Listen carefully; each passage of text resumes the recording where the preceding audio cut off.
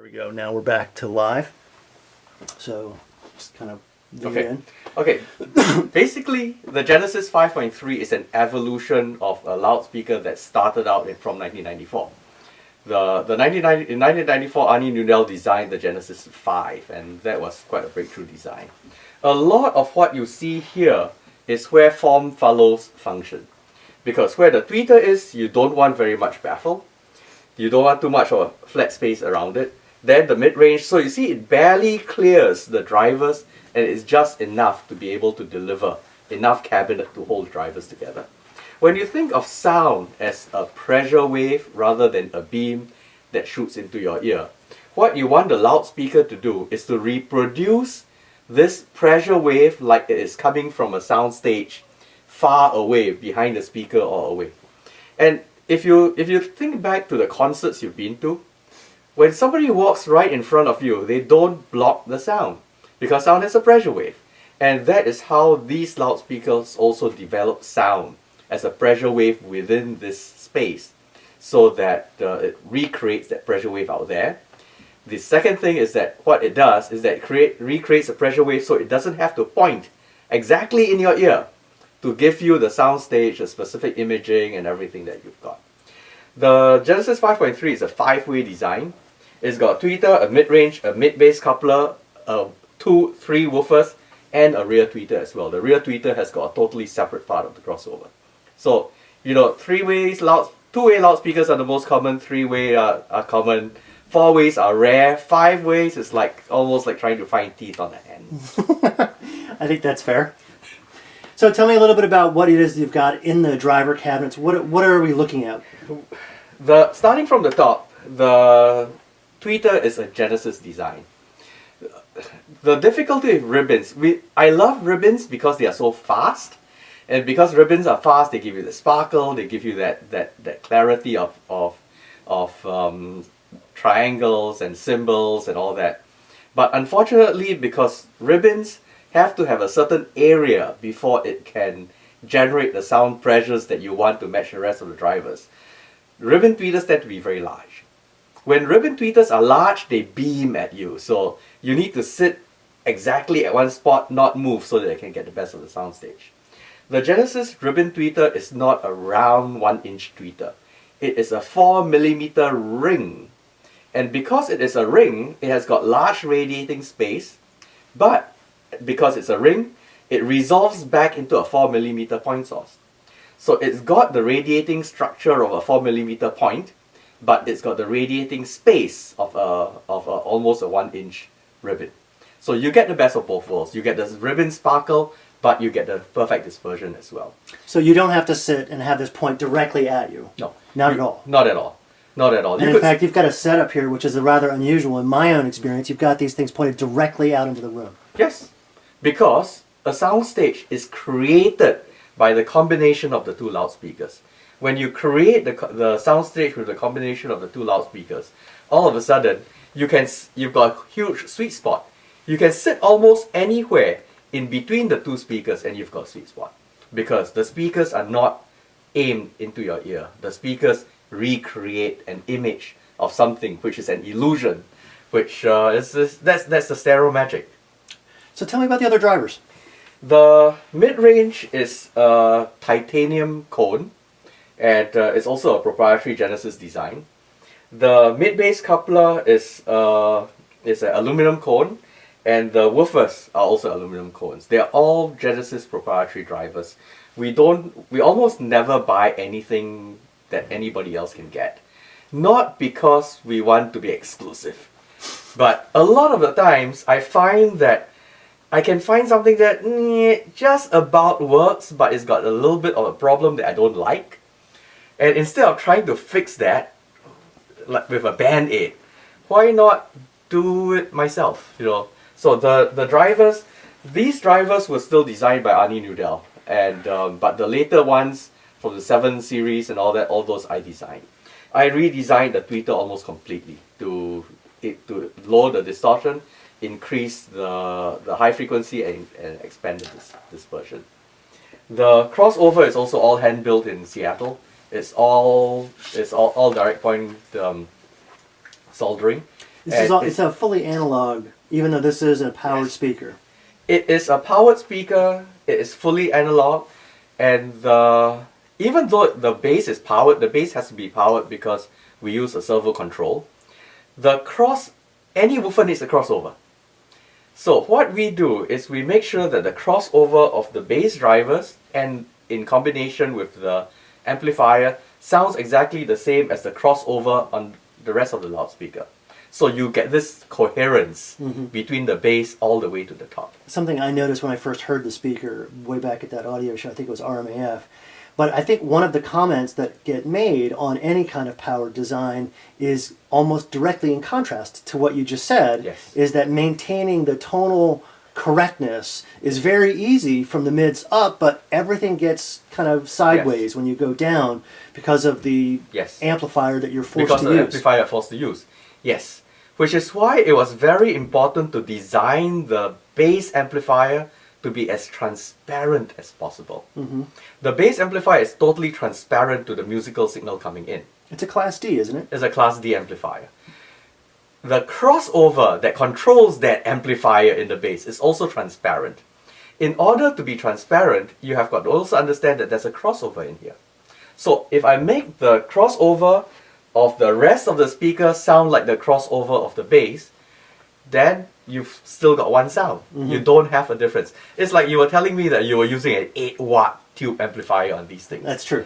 You know, what 8-watt amplifier would be able to drive a 5-way loudspeaker if it wasn't assisted by a 1000-watt Class D amplifier?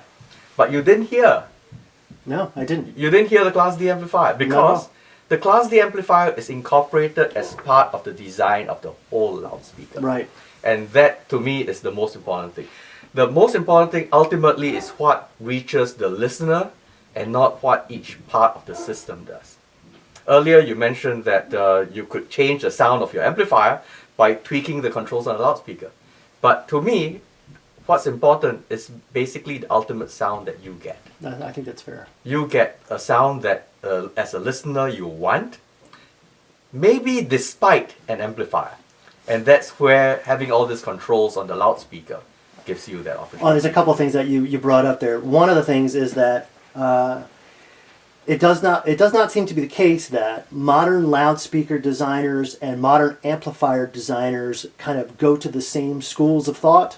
You get guys designing loudspeakers and guys designing amplifiers, and if the two kind of cross beneficially, hallelujah, but it doesn't really happen as often as I'd like. Yes. Can you talk to me a little bit about what that is? And I want to add one point.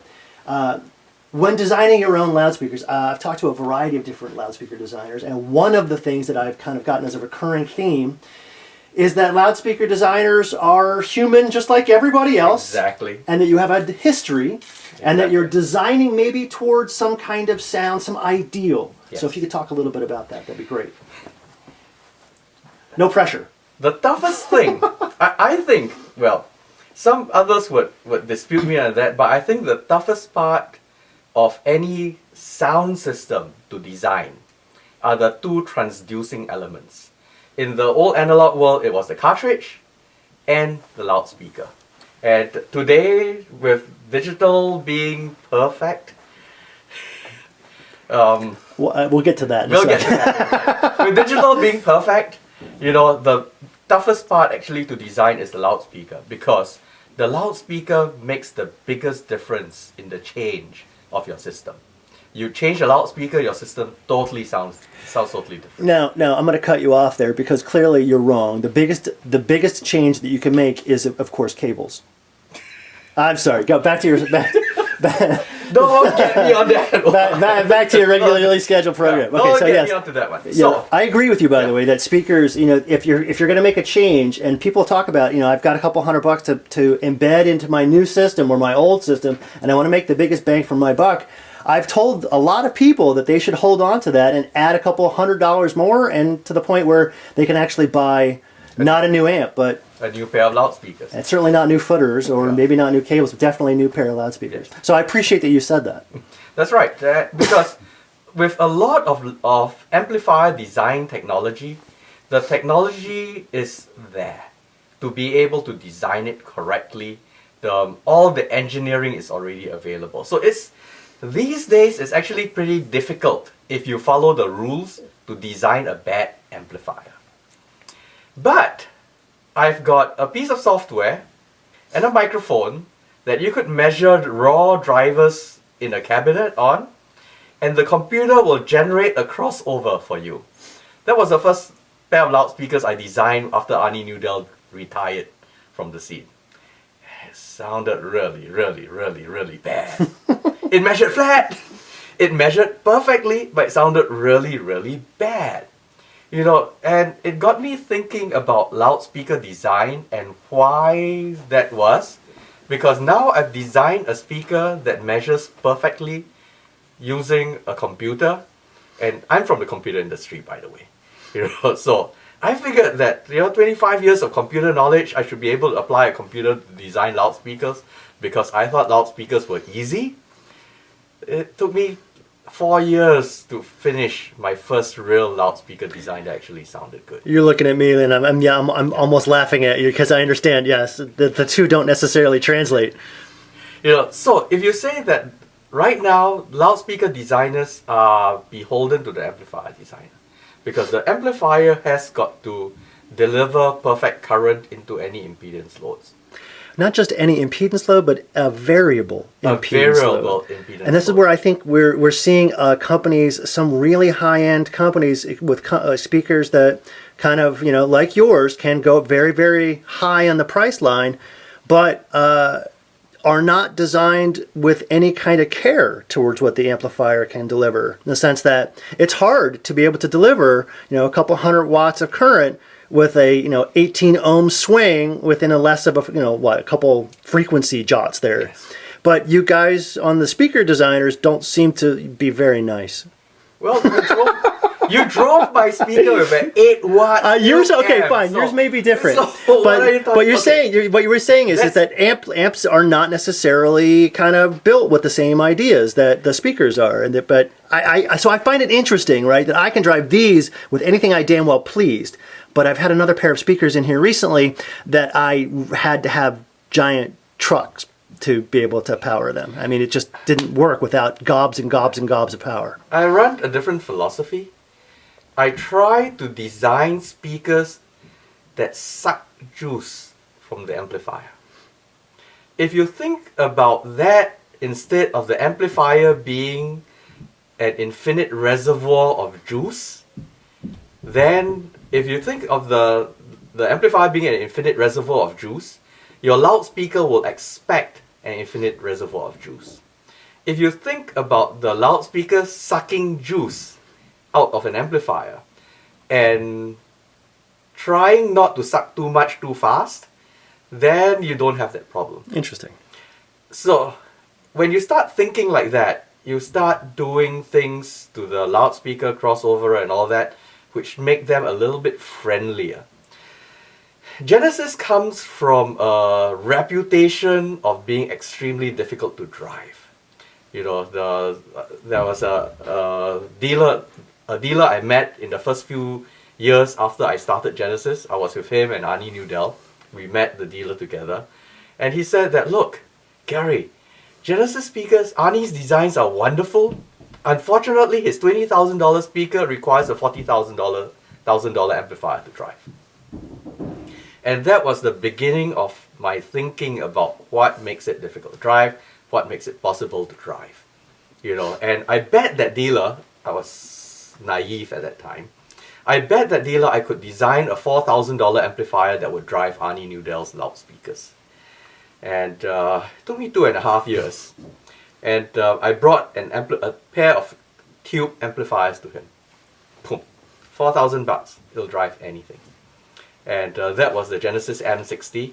And it had also the Genesis I60 integrated amplifier. If you try to find a pair of that on AudioGone nowadays, the moment any one of that goes up, boom, it's gone. Because that amplifier could literally drive anything. Arnie delivered a pair of speakers to me for CES. It had an impedance of 0.8 ohms. Holy crap. It blew 3 of my amplifiers that I was thinking of bringing to CES. And what I did was I went into that M60 tube amp, I made a couple of modifications, and we ran it and we drove it. And we drove that loudspeaker. So it is not rocket science. If I can do it, the amplifier designer can do it. It's just knowing and understanding the loudspeaker and the amplifier and what each can do, and try not to hurt each other. The example you gave me with that speaker that needed gobs and gobs of power, the loudspeaker designer probably had gobs and gobs of power to be able to drive it. And because his reference amplifier had gobs and gobs of power, he designed a speaker that probably sounded very good, that required gobs and gobs of power. I don't have one reference amplifier. I have a few reference amplifiers. Guess what one of my reference amplifiers is? Shindo. It's an $18 battery powered T-class chip amp. Oh goodness. And I use that, and I make sure that all my speakers can at least sound decent on that little amplifier. So I try not. I've taken way over correcting some of this impression that Genesis speakers are very difficult to drive. And you'll find that all the Genesis speakers that I design are easy to drive. Bring on your 8-watt tube amp. They will drive it. They'll drive any of my speakers. All right, let's use that. I'm going to use that as a pause. So let's go ahead and the light kind of falls best on you when you're standing right where you're at right there. Okay, so let's do that. All right, so I'm going to cut all that out. We'll come back in. So I wanted to ask you again, come back to that point. You were designing loudspeakers for, probably not just fun and profit, but because there was something you were chasing, a sound that you think that maybe speakers should sound like. What was that? What kind of formative experience brought you to designing loudspeakers? I grew up with music. My father was an audiophile. He loved music. He and my mother danced Latin in Singapore. So we grew up with that rhythm. We grew up with Sergio Mendes. We grew up with Xavier Cugat. We grew up with that rhythm and that music. My entire family is musical. I'm the failure in the family. My sisters, I've got one who has got a LRSM, which is a teaching certificate in voice. They've got grade 8 in piano. They perform, they teach. One of my sisters just got a distinction in a master's of teaching music. I'm the failure. But I'm also the guy who can tell my sisters, hey, that piano, that key has got one of the 3 strings out of tune. Because I grew up with this, I can hear some of this thing. And a lot of that formation was in basically loving music. And Scott actually stole my line. I used to tell everybody that I'm a full-time music lover and a part-time audiophile. You stole my line! So a lot of where my speakers come from is truthfulness. I try not to embellish. I try to deliver the sound that is supposed to be there. I've got friends who are recording engineers, so they allow me into the studio. Some of the recordings I use for setup and for testing. I was in the studio listening to the singer while they were singing without the microphones or anything. So I know that sound. I go to live jazz recordings. When I go to a recording, a jazz event by recording engineers I know, I bag a copy of the original of the 5-track, 7-track, whatever track masters that they've got. And I can hear that and I can hear what I do. So I always reference back the sound to the sound I remember of the live instrument, the live event.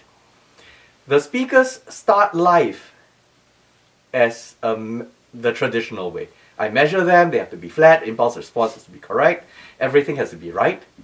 And then I fix them to make them sound like music.